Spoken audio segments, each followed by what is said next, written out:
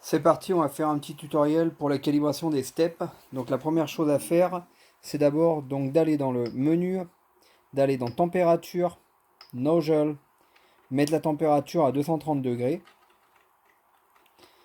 et ensuite de valider.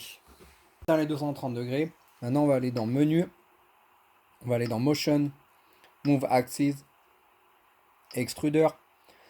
On va faire un chargement de 10 mm de manière à mettre l'extrudeur en tension et en préparation pour faire le loading. Le chargement est fait. Maintenant on prend le réglet, un stylo indélébile.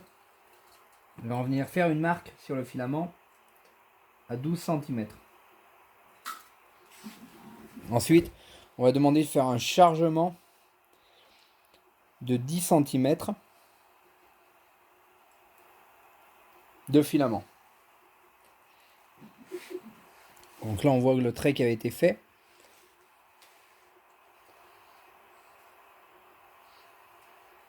Donc le chargement est après se faire. Le chargement a été fait. Alors maintenant on va aller regarder combien est-ce qu'on a.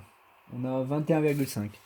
Donc on est légèrement en sous-extrusion. Donc maintenant on va revenir en arrière. On revient dans le menu principal, on va aller dans configuration, advanced setting. Ensuite on va aller sur step millimètre.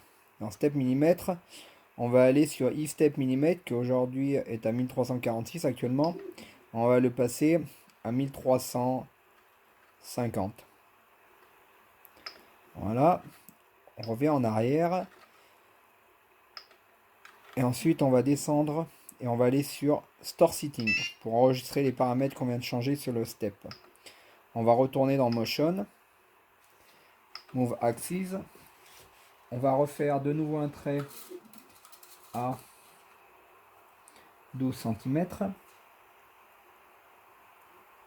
Voilà. On va aller dans move extruder, déplacement de 10 mm. On va rentrer donc 100. Le chargement vient de se terminer. On a donc bien, il reste 2 cm.